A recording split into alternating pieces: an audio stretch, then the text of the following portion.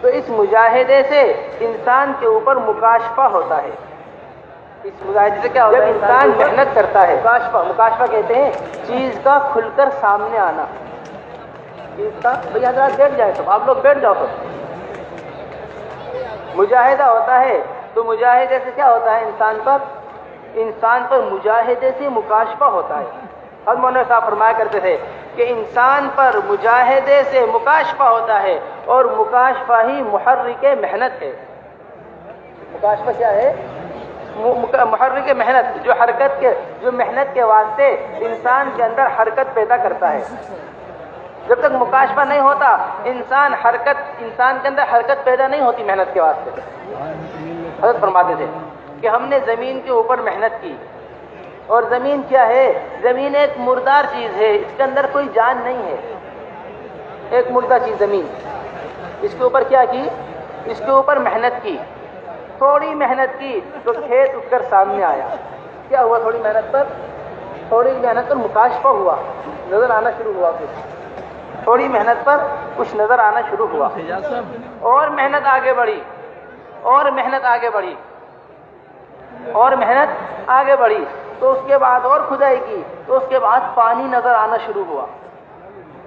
پھر اور محنت آگے بڑھی، اور محنت کی اس کے بعد تو اسی زمین کے اندر سے پیٹرول نکل کر سامنے آیا. پھر اور محنت کی زمین کے اوپر تو اس زمین کے اندر سے سونا نکل کر سامنے آیا. سونا نکل کر کیا آیا؟ سونا نکل کر سامنے آیا. تو محنت مجاہدے سے مکاشفہ ہوتا رہا، اور مکاشفہ وہ محرک محنت انسان کو تیار کرتا رہا. لیکن بھئی پیچھے والے شور نہ کرے، دیکھو آگے والوں کو بھی آواز نہیں آ رہی.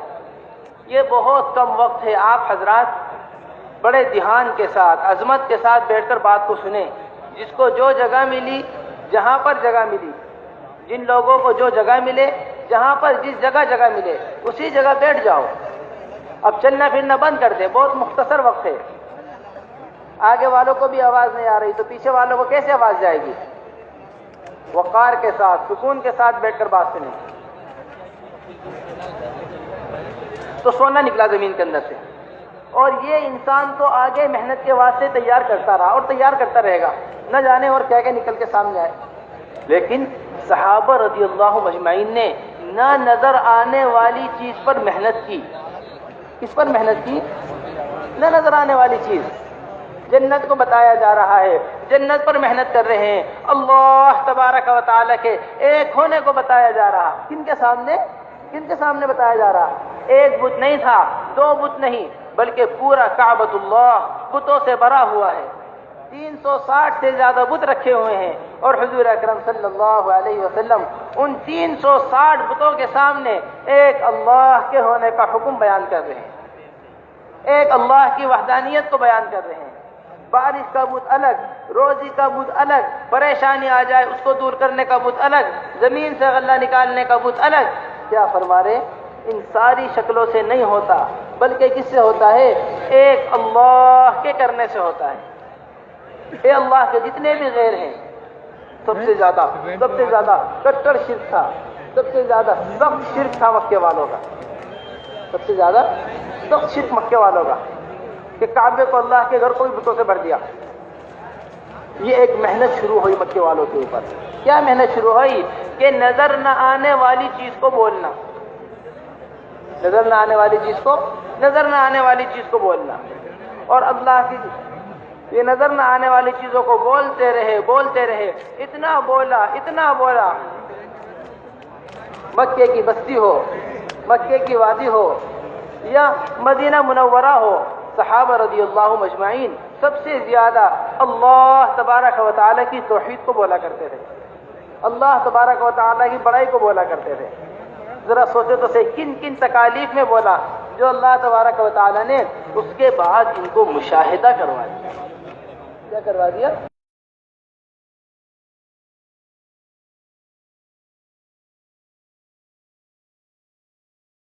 ان کو مشاہدہ کروا دیا. حضرت بلال رضی اللہ تعالیٰ عنہ کے کوڑے مارے جا رہے ہیں. کتنے قسم کے؟ 3 قسم کے. قرآن کو 3 طرح کے عذاب دیے جاتے تھے بلال رضی اللہ تعالیٰ عنہ. کتنے قسم کے؟ 3 قسم کے. ان کے کوڑے مارے جاتے، ان کے جسم کے اندر سوئی چھپائی جاتی، ان کو زمین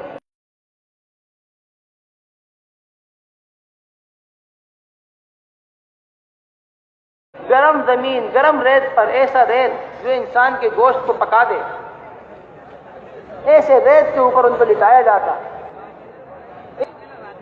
پڑھنے سے، احد احد کہنے نے کیا مقام حاصل کیا، ان 2 رکعت نماز پڑھنے سے کیا مقام غلام کو حاصل ہوا کہ اللہ کے رسول فرما رہے بلال رضی اللہ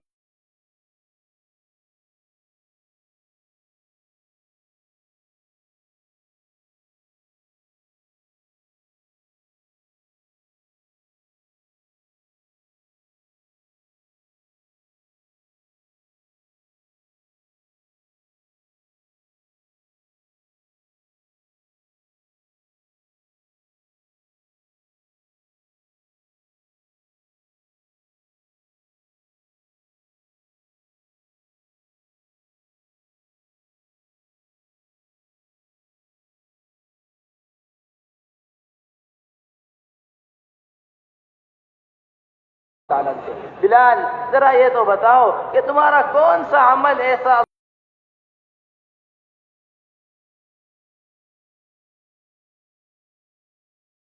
اللہ کو پسند آ گیا کہ جنت میں میرے ساتھ ساتھ چپل کی گھسیٹنے ایک رات کی گھڑی کے اندر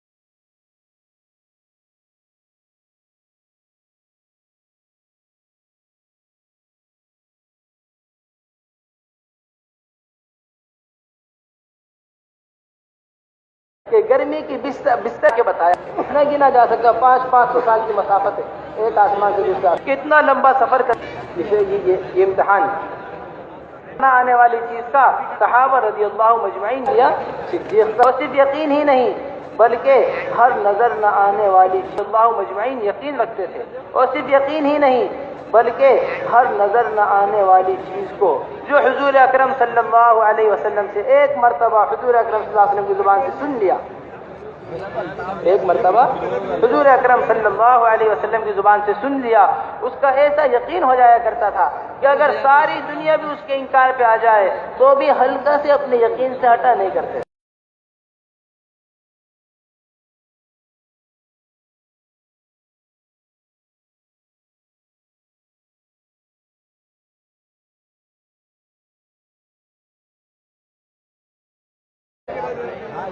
ایک صحابی نے آ کر خبر دی ابو درداء رضی اللہ تعالیٰ عنہ کو کہ ابو درداء تمہارے گھر کے اندر آگ لگ گئی ہے، اور آگ کہاں تک پہنچ گئی؟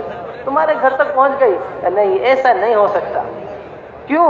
مجھے اللہ کے رسول نے ایک دعا سکھائی تھی، ایسا نہیں ہو سکتا۔ اللہ کے رسول مجھے اللہ کے رسول نہیں ہو سکتا کہ وہ سکھائی آپ نے، اور مجھے اللہ کے رسول نے دعا سکھائی ایسا نہیں ہو سکتا کہ دعا رسول میں دنیا بھی اگر ہمارے اگر کو دنیا کے ابو تو سارے گھر دنیا ابو کہ وہ سردار نظر کے اندر لگے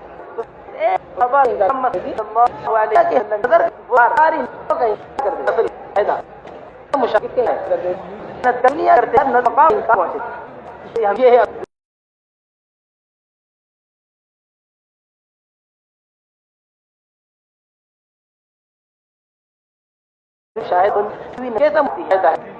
محنت نہ دکھاتا ہے اس مقام پر قرآن سے جیسی نظر آتا ہے خدا دنیا کا فائدہ اس طرح سے یقین آپ فائدہ اللہ راج میں ہے صرف فائدہ نکالتا ہے خدا کے اور آپ سے زیادہ یعنی سو رہے ہیں حضور اکرم صلی اللہ حضرت حارثہ رضی اللہ تعالیٰ عنہ سو رہے آیا اے حارثہ اٹھو۔ حارثہ رضی اللہ تعالیٰ عنہ سوتے ہوئے اٹھے، سوتے ہوئے اٹھتا ہے نا انسان، اے حارثہ اٹھو۔ حارثہ رضی اللہ تعالیٰ عنہ سوتے ہوئے اٹھے، سوتے ہوئے اٹھتا ہے نا انسان، جب انسان سو کر اٹھتا ہے تو باپ بیٹے کو نہیں پہچان پاتا۔ اگر گہری نیند ہو اور گہری نیند میں اٹھ جائے سو کر تو باپ بیٹے کو نہیں پہچانتا، بیٹا باپ کو نہیں پہچان پاتا. ان حالات میں سوال کیا اللہ کے رسول نے، کیف اصبحت یا حارثہ، اے حارثہ کس حال میں صبح کر رہے ہو، ذرا یہ تو بتاؤ. یا رسول اللہ اصبحت مؤمنا، یا رسول اللہ میں ایمان کی حالت کے اندر صبح کر رہا ہوں. کیا ہے؟ ایمان کی حالت میں صبح کر رہا ہوں. اے حارث، اے حارثہ، ہر قول کی ایک حقیقت ہوتی ہے، تمہارے قول کی کیا حقیقت ہے؟ تمہارے قول کی کیا حقیقت ہے؟ یا رسول اللہ میں نے اپنے نفس کو دنیا سے ہٹا لیا ہے، دن بھر بھوکا رہتا ہوں، رات بھر اللہ کے سامنے کھڑا ہوتا ہوں. اے اللہ کے رسول، یہ میں مشاہدہ بتا رہا حضرت کو بیان. کیا مشاہدہ ہے؟ دعوت دیتے دیتے کیا مقام حاصل کیا؟ یہ مشاہدہ ہے. یا رسول اللہ جنتیوں کو جنت کے اندر گلے ملتے ہوئے دیکھ رہا ہوں، دوزخیوں کو دوزخ کے اندر ایک دوسرے کے اوپر بھونکتے ہوئے دیکھ رہا ہوں. اللہ تبارک و تعالیٰ کا عرش لایا جا رہا ہے اور میں اللہ تبارک و تعالیٰ کے عرش کو اپنے آنکھوں کے سامنے آتے ہوئے دیکھ رہا ہوں. یہ کیا ہے؟ یہ ایمان. فرمایا اسی پر جمع رہنا، اس پر جمع رہنا. یہ صحابہ رضی اللہ مجمعین کا ایمان. یہ بنا تھا صحابہ رضی اللہ مجمعین کے ایمان محنت سے. یہ کس سے بنا تھا؟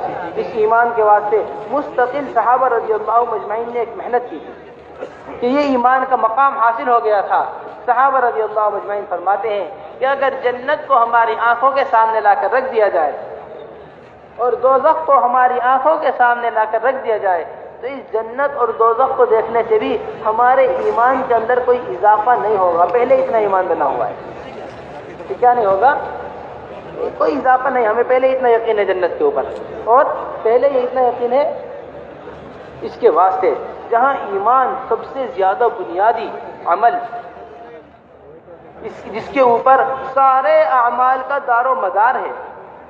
نماز کا دار و مدار ہے تو ایمان کے اوپر ہے، علم کا دار و مدار ہے تو ایمان کے اوپر ہے، عمل کا دار و مدار ہے تو ایمان کے اوپر ہے، اخلاق اور معاملات کا دار و مدار اس کے اوپر ہے. اچھی سے اچھی عبادت آدمی ساری زندگی اللہ کے سامنے سجدے میں پڑا رہے، ساری زندگی اللہ کے سامنے کہاں پڑا رہے؟ سجدے میں. لیکن اگر ایمان نہیں ہے تو یہ پوری زندگی کا سجدہ کسی کام کا نہیں، پوری زندگی کی عبادت کسی کام کے نہیں. اب ذرا سوچنے کی بات ہے کہ جب نماز کے واسطے نماز کا طریقہ متعین ہے، سمجھ میں آ رہی بات؟ نماز کے واسطے کس سے پہلے گا؟ نماز کے واسطے نماز کا طریقہ متعین ہے. نماز کے واسطے نماز کا طریقہ متعین ہے. حج کے واسطے حج کا ایک طریقہ متعین ہے. زکوٰۃ دینے کے واسطے زکوٰۃ کا ایک طریقہ، کس کو دینی ہے کس کو نہیں دینی، کس کو دینے سے زکوٰۃ ادا ہوگی، کتنے مال پر زکوٰۃ ادا ہوگی، کتنے فرائض حج کے اندر ہیں، کتنے ارکان حج کے اندر ہے، کب مزدلفہ جانا ہے، سارا ایک طریقہ. تو اب ذرا سوچو تو صحیح، کیا ایمان سیکھنے کا کوئی طریقہ نہیں ہوگا؟ بتاؤ آپ حضرات. جب ان ساری چیزوں کے ایک ایک طریقے ہیں، محنت کا ایک طریقہ ہے، تو جن سے یہ ساری کی ساری چیزیں وجود میں آئیں، جن سے یہ ساری کی ساری چیزیں وجود میں آتی ہوں، کیا اس کے واسطے کوئی طریقہ نہیں ہوگا؟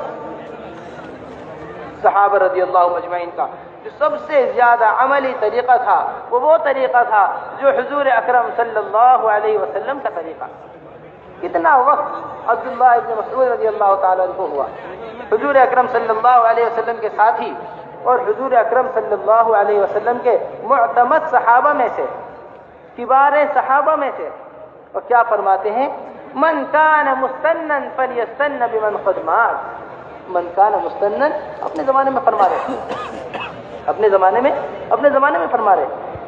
من کان مستنن فلیستن بمن قد مات فإن الحي لا تؤمن عليه الفتنة أولئك أصحاب النبي صلی اللہ علیہ وسلم هم افضل هذه الأمة. کہ جس کو جو طریقہ اختیار کرنا ہو، جس کا بھی طریقہ اختیار کرنا ہو، وہ ان لوگوں کا طریقہ اختیار کرے جو دنیا سے جا چکے ہیں، جو یعنی صحابہ رضی اللہ مجمعین.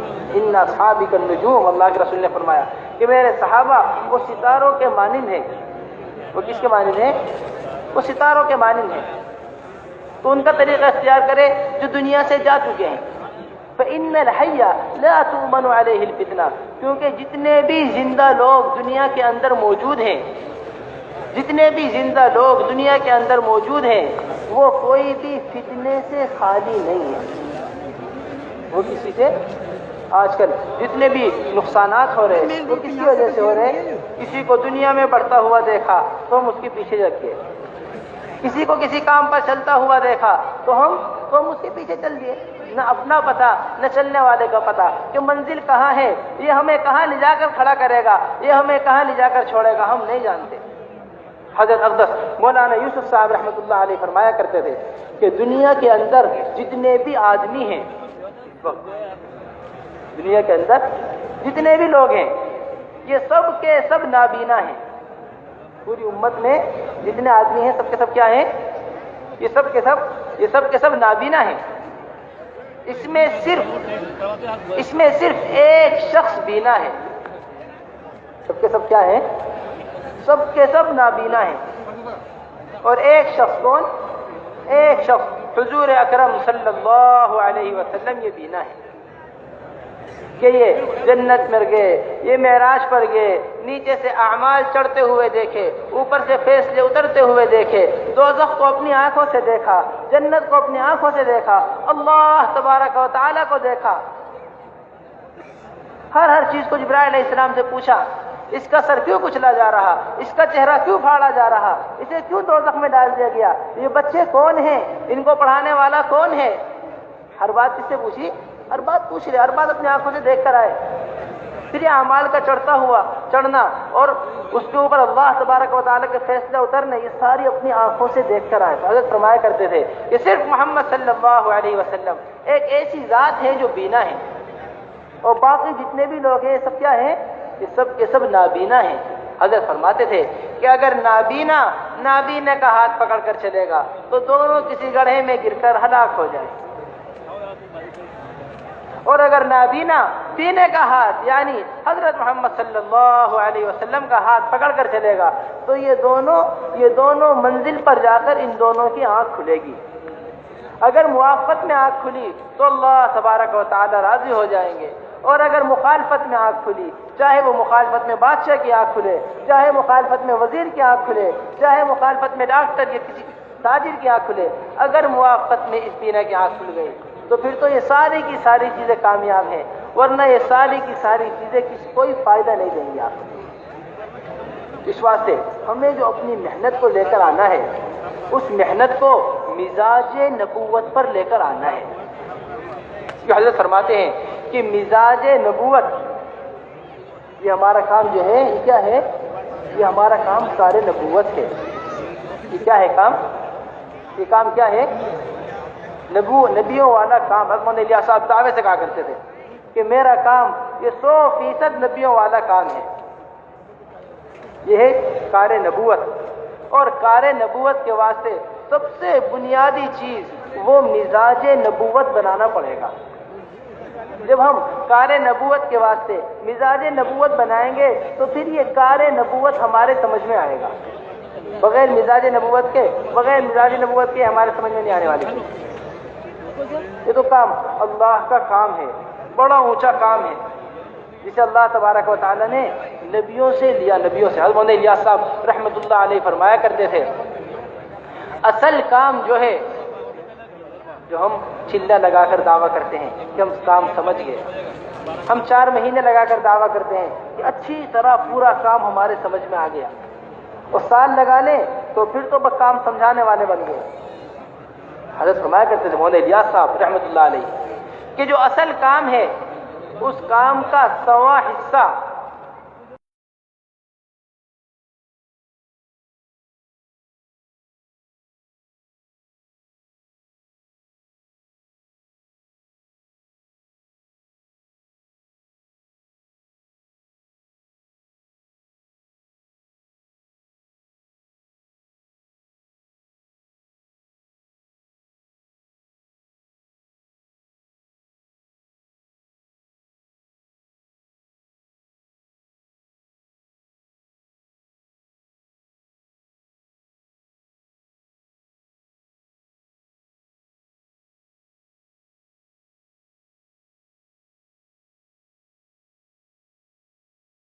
وہ کیا ہے؟ وہ کام لے کر دنیا کے اندر آئے. سید الانبیاء تھا، مدینے میں سننے والے تھے کرتی تھی. وہ پرانا زمانہ تھا.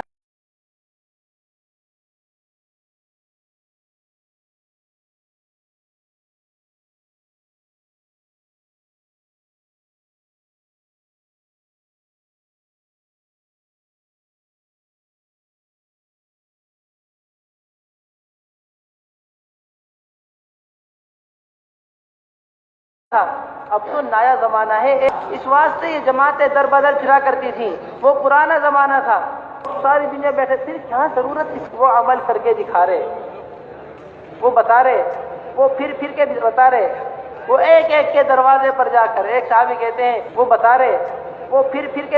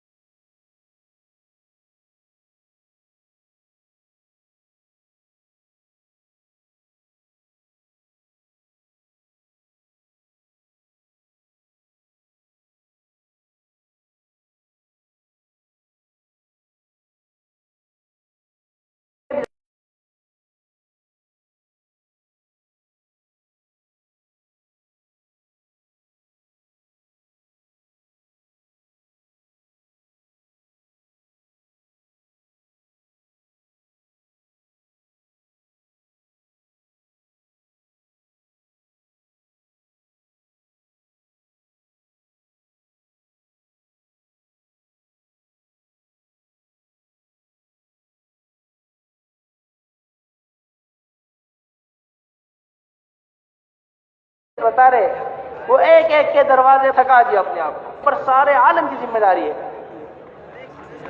اور اپنے آپ کو کیا کر دیا؟ تھکا دیا اپنے آپ کو، اپنے آپ کو تھکا دیا. حضرت عمر رضی اللہ تعالیٰ نے تلوار نکال دی. یا رسول اللہ آپ اجازت دیجئے میں اس کی گردن اڑاؤں، یہ بات قبول نہیں کرنا. اللہ کے رسول نے نگاہ پھیری، پھر دوبارہ دعوت دینی شروع کر دی. تھوڑی دیر میں حکم بن احسان اسلام کلمہ پڑھ کر اسلام میں داخل ہو گئے. فرمایا ہے اگر میں تمہاری بات مان لیتا تو یہ آدمی دوزخ میں جاتا. میں نے محنت کی تو یہ آدمی کہاں جائے گا؟ یہ آدمی جنت میں جائے گا. تو ہماری عقل کیا کہتی ہے؟ نہیں، اس کی ضرورت نہیں ہے. کیا کر دو، پیغام کا جو بھی راستہ ہو پیغام پہنچا دو، ہماری بات پوری ہو جائے گی. یہ اس ناقص عقل کا کامل عقل سے مقابلہ ہے. وما صاحبکم بمجنون، تفسیر عزیزیہ کے اندر اس آیت کے ذیل میں لکھا ہے کہ جب اللہ تبارک و تعالی نے عقل کو پیدا کیا، عقل کو، کس چیز کو پیدا کیا؟ عقل کو. تو اس عقل کے 100 حصے بنائے. اس عقل کے کتنے حصے بنائے؟ 100 حصے. اور اس عقل کے 100 حصوں میں سے ایک عقل کا حصہ، صرف ایک حصہ، اس عقل کا ایک حصہ اللہ تبارک و تعالی نے ساری مخلوق کے اندر تقسیم کر دیا.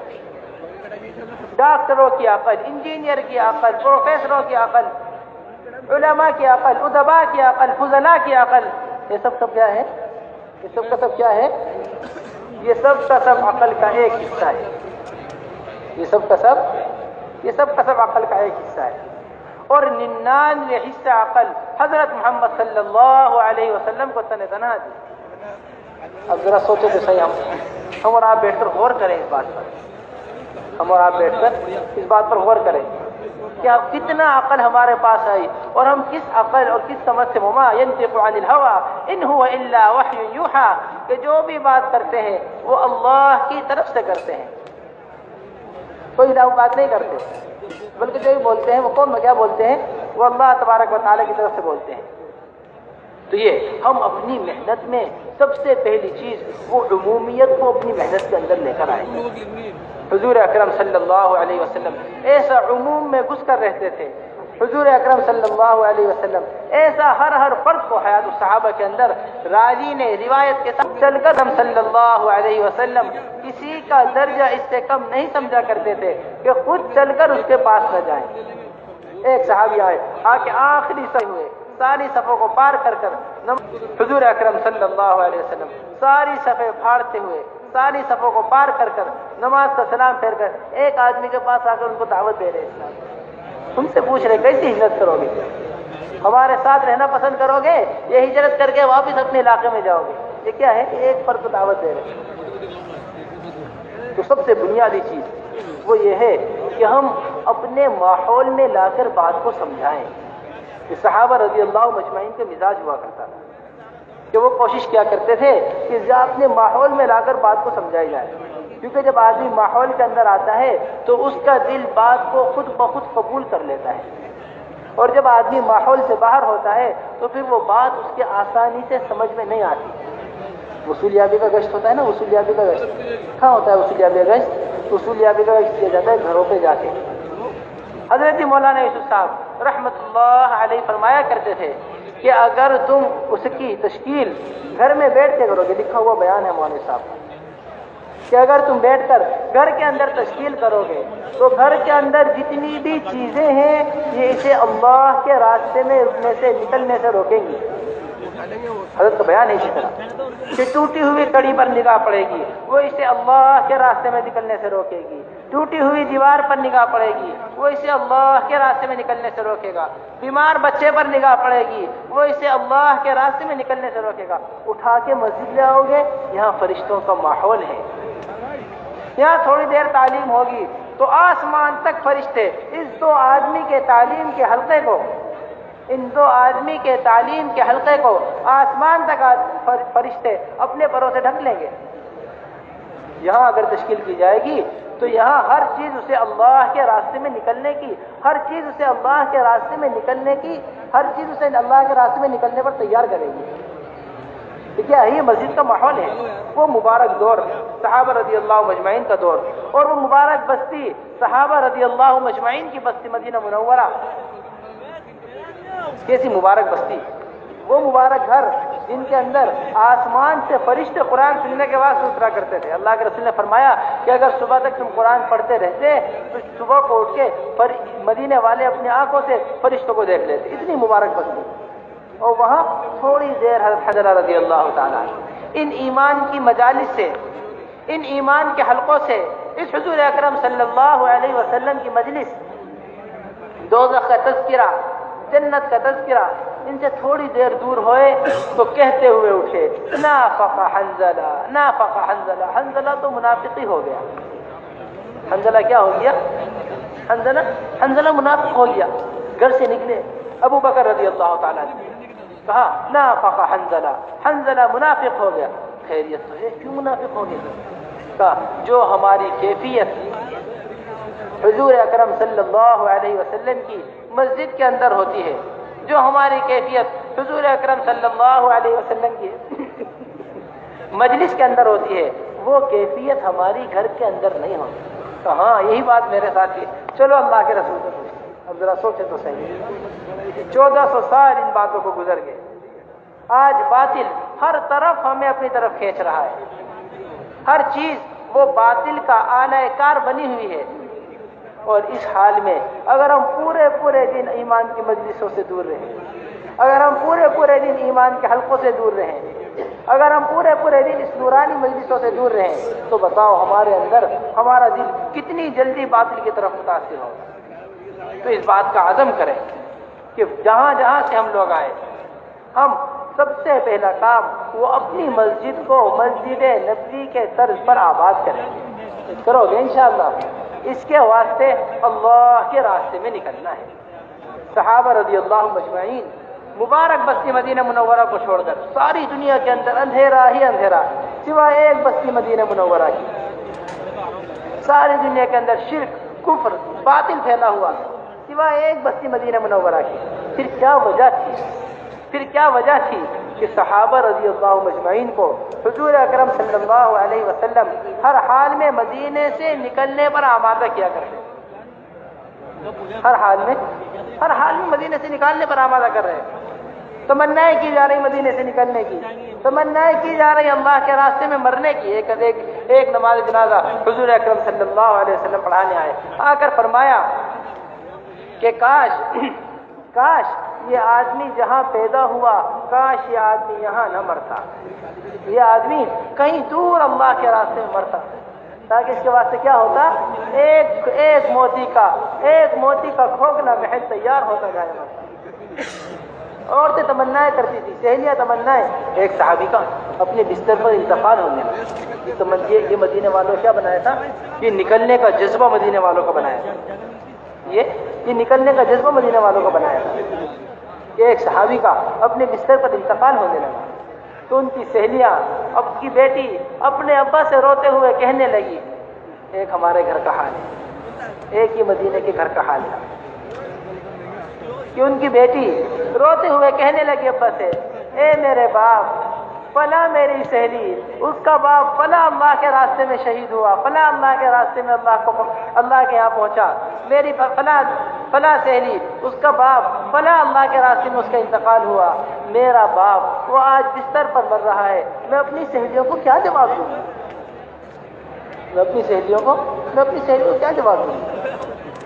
اس واسطے ہمیں ارادہ کرنا ہے، عزم کرنا ہے اس بات کا کہ کم سے کم ہر سال کے 4 مہینے، سال کے 4 مہینے وہ ہمارا اللہ کے دین کو بلند کرنے کے واسطے، اعلاء کلمت اللہ کے واسطے وہ اللہ کے راستے میں نکلے. اور پھر 4 مہینے میں جگہ جگہ جا کر وہاں محنت کر کے، وہاں مسجدوں کو آباد کر کے، وہاں سے اللہ کے راستے میں جماعتیں نکال کے، پھر 8 مہینے آ کر یہ جو ہم نے محنت آپ حضرات کے سامنے پیش کی، حضور اکرم صلی اللہ علیہ وسلم والی بستی، حضور اکرم صلی اللہ علیہ وسلم والی مسجد. اگر ہم محنت کر کے کتنے سال سے بھوپال میں ہمارے یہاں اجتماع ہو رہا ہے، اگر ہم صرف ایک بھوپال کے علاقے کو ایسا تیار کر لیتے کہ جو 100% حضور اکرم صلی اللہ علیہ وسلم کی بستی کے موافق ہوتا، جس کے اندر رہنے والے ہر آدمی کے اخلاق حضور اکرم صلی اللہ علیہ وسلم والے اخلاق ہوتے، جس کے اندر رہنے والے ہر آدمی کے معاملات حضور اکرم صلی اللہ علیہ وسلم والے معاملات ہوتے، جس کے اندر حضور اکرم صلی اللہ علیہ وسلم والی عبادت ہوتی. حضرت مولانا یوسف صاحب رحمۃ اللہ علیہ ایک مرتبہ کہنے لگے شاید میوات والوں سے کہ تم صرف مجھے ایک ایسی بستی تیار کر کے دے دو جس کے اندر 100% حضور اکرم صلی اللہ علیہ وسلم والے اعمال زندہ ہوں، اور ہر بستی کا فرد وہ حضور اکرم صلی اللہ علیہ وسلم والی زندگی سے متعین ہو. پھر میں جتنی بھی دنیا کے اندر باطل طاقتیں ہیں، میں ان سب سے کہوں گا کہ تم اپنی ساری صلاحیتیں اور اپنی ساری طاقت اس ایک بستی کے اوپر لگا کے دیکھ لو کہ اعمال محمد صلی اللہ علیہ وسلم کی طاقت زیادہ ہے یا تمہاری طاقت زیادہ ہے. تو بھائی عزم کر رہے ہیں انشاءاللہ، ارادہ کر رہے ہیں. اب مغرب کے بعد انشاءاللہ بات ہوگی. جن لوگوں کے 4 مہینے لگے ہوئے وہ فوراً اپنے 5 ماہ بیرون کے واسطے اپنا نام لکھوائیں. جن کے ابھی تک 4 مہینے نہیں لگے وہ اپنے 4 مہینے کے واسطے مولانا الیاس صاحب رحمۃ اللہ علیہ فرمایا کرتے تھے کہ میرا جی نہیں چاہتا کہ کوئی آدمی اللہ سے اس حال میں ملے جا کر کہ ایک مرتبہ بھی اس کے 4 مہینے نہ لگے. ایک مرتبہ بھی 4 مہینے کیا دیا اللہ نے. اس بات سے عزم کریں، ابھی تک جو تاخیر ہوئی اسے اللہ ہماری معاف فرمائے. اب ہمیں فوراً 4 مہینے کے واسطے نکلیں. تو تیار ہے پورا مجمع انشاءاللہ. اب اپنی تسبیحات پوری کر لیں. 10 منٹ نماز کے اندر ہیں، ایسے ہی صفوں میں بیٹھ کر اپنی تسبیحات